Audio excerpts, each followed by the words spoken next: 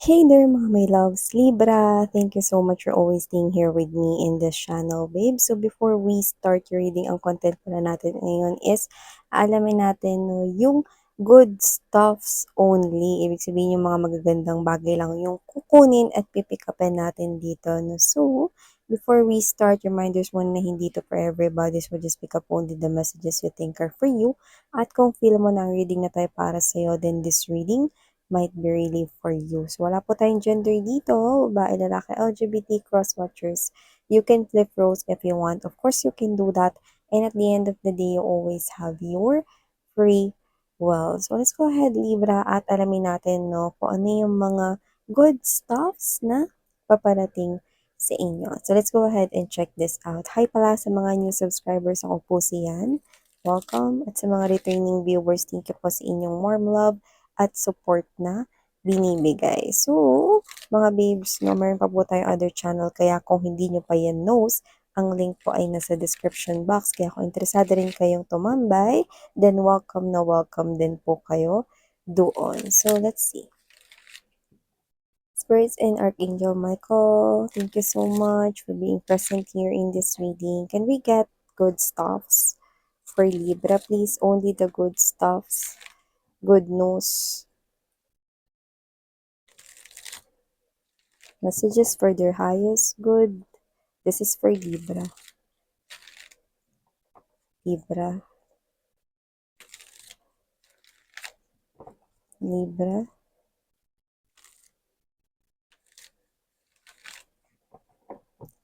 Yung iba sa inyo, kailangan nyo unahin yung sarili ninyo mga babes. This time, kailangan nyo na unahin yung sarili ninyo. Okay?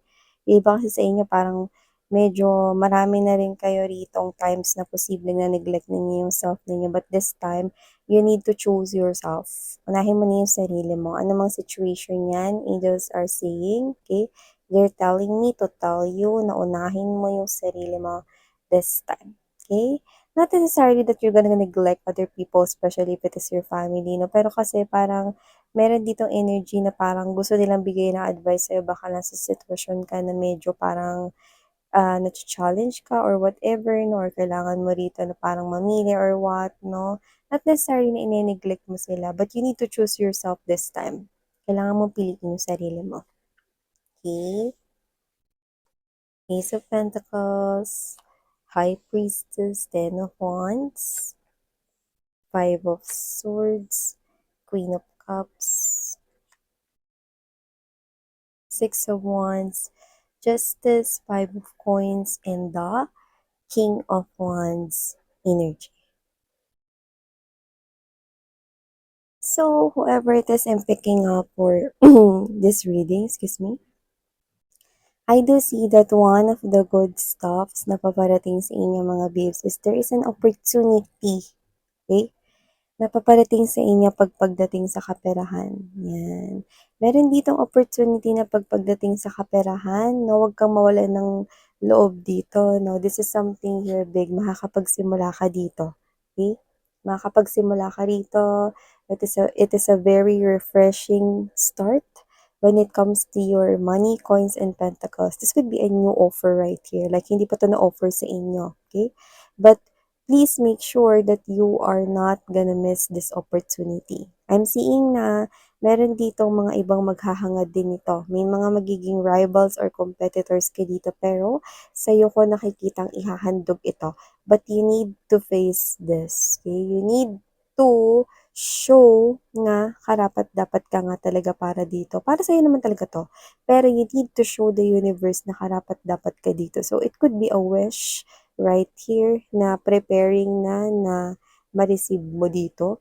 Pero, it looks like meron ditong last challenge sa universe na you need to show the universe na deserve mo yung wini-wish mo na yan.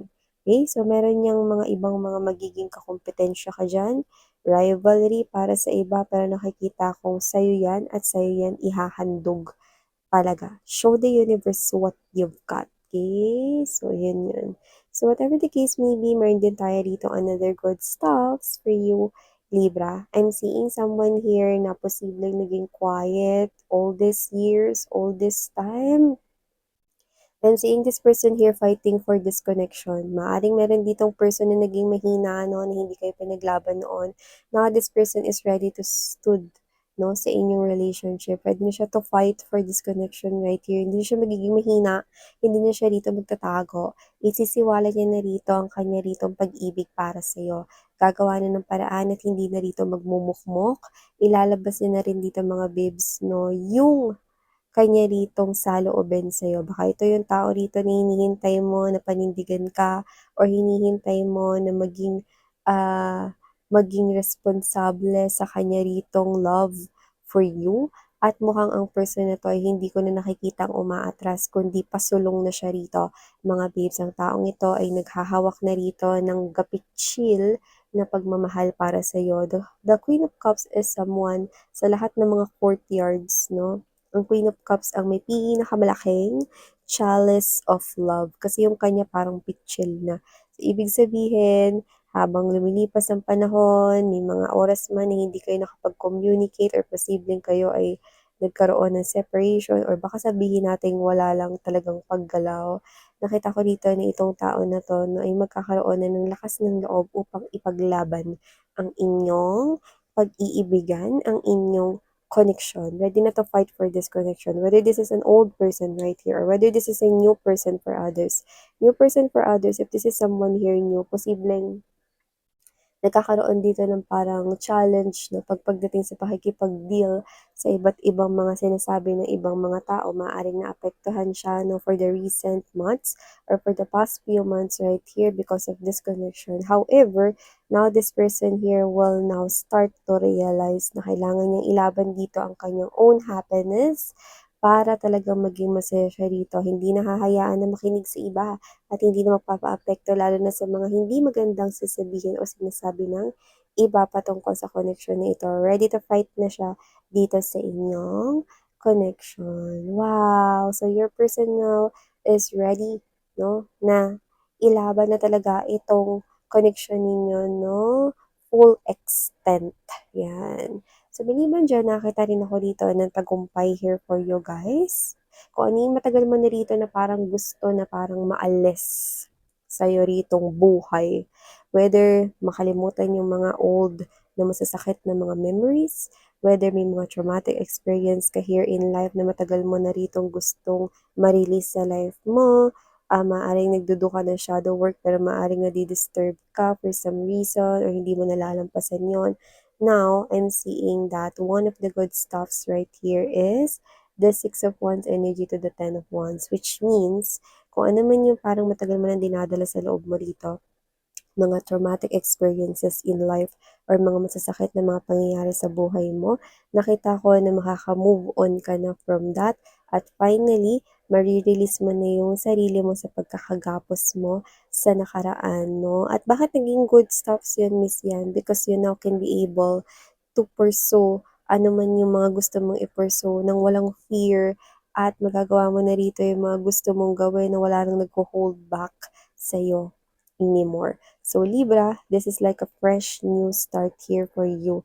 Kasi yung parang matagal mo nang gusto makaalis sa lungkot, sa lumbay, sa pagka-attach mo sa mga bagay na parang nagiging takot mo, no? So yung mga parang traumatic moments talaga sa buhay mo na parang hirap kalimutan pero masaya ako rito nakitang unti-unti mo na silang binabagsak at inihuhulog sa mataas na bangin, no? So, you're now ready to move past through it and you're now ready to move to another journey here in your life or in beautiful blessings ay naghihintay para sa'yo, Libra. No? Iba-iba yun.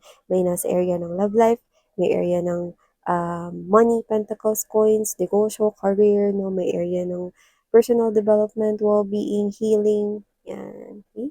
So, anything na related sa beautiful new things, yun ang nakikita kong naghihintay sa'yo, Libra. Maliban dyan, meron din tayong good stuffs right here for you, Libra, no? Na kung meron ng iba sa inyo na parang may parang tagilid rito sa kasong inaayos or meron kayo ritong papeles na inaasikaso para naman sa iba sa inyo ta's parang tagilid na maging successful yun or bakit ang bagal-bagal ng proseso, bakit hindi nagkakaroon ng pag, ah, paggalaw sa sitwasyon na yan. Well, nakikita ko rito merong isang person na makakatulong sa'yo.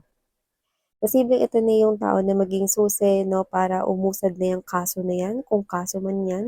Kasi this person here is nagiging light or nagiging key or susi para maging pabor sa'yo yung korte or kung kaso man yan. Iba naman posibleng papeles yung inaayos 'no, hindi ito fixer ha, hindi fixer 'tong nakikita natin na 'to na paparating na tutulong sa'yo 'no, kundi ito ay isang tao rito na posibleng makakapansin, baka ito yung in charge diyaan or siya yung head or siya yung parang nag-aasikaso diyan.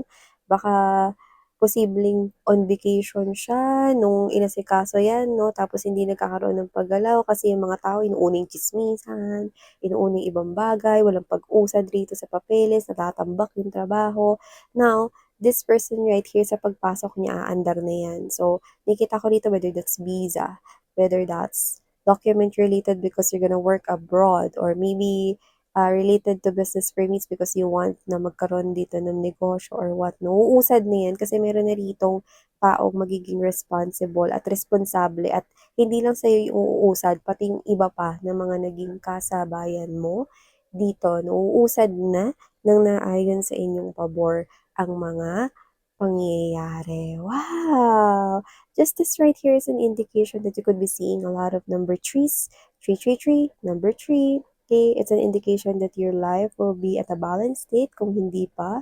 Kumbaga parang unti-unti nung bumabalanse dito yung entire world, entire life mo, Libra. Wow! At another good stuff that I'm picking up right here.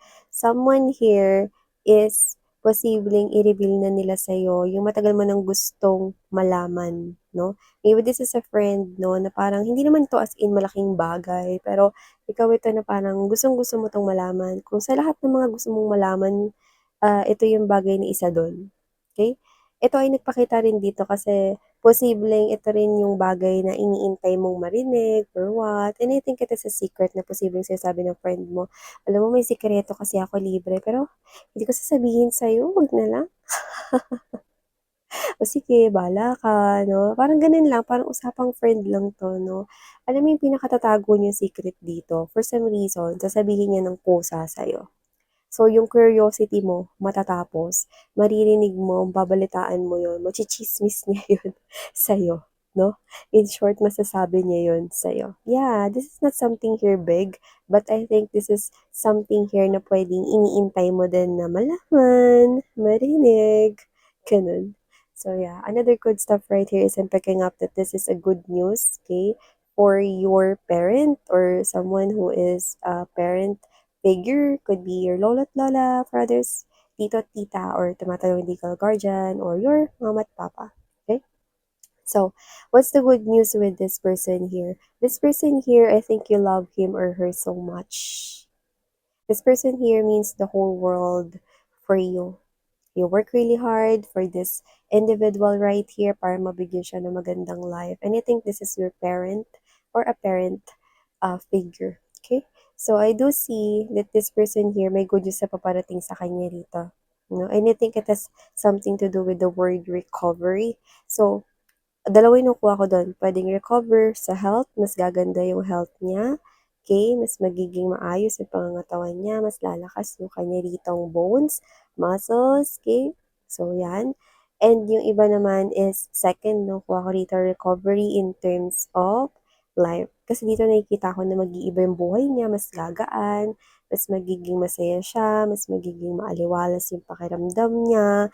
So, nakikita ko rito na this is something here na good news. Bakit? Kasi this is not someone here. This is not just someone. This is the person you love the most in your life and could be your mother or could be your father, your lolo, lola, no? Someone that you care for since you were young. So, you want na magkaroon siya dito ng magandang life and of course, good health. So, I do see that. That is what is coming. for this person, and this is more likely good news to you because this is something here na nakikita ko na gustong-gusto rin talaga mangyari, no, ng puso mo. Okay? Wow. And also, I'm picking up one of the good stops rin na paparating sa'yo rito, no? If you are in relationship here with someone, I do see na meron siya ritong secret na posibleng sinikreto niya sa'yo, hindi niya pinaalam. Pero nakita kong sasabihin niya sa'yo, ito, no? Ano ba yun, miss yan? Pwede may kinalaman to sa house kasi nakita ko ng mga parang mga, ano to, mga ginagamit, mga materials na ginagamit sa pagbuo ng house, kagaya ng hollow blocks, at saka yung mga parang mga kahoy na dos por dos, mga ganyan, or whatever, mga mahabang kahoy. Yan.